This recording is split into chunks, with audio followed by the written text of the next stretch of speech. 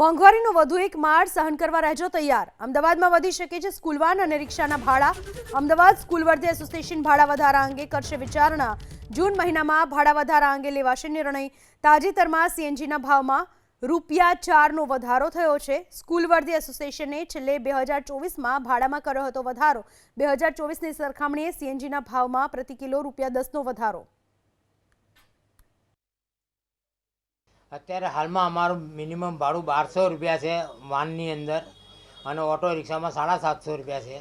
પછી પર કિલોમીટરે 200 રૂપિયા વધે છે, ઓટો રિક્ષામાં 100 રૂપિયા વધે છે।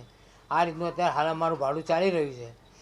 જો સંજોગો એવા ઊભા થશે તો અમે ફેર મિટિંગ કરીને ફરી વિચારણા કરીશું કે આગળ શું કરવું।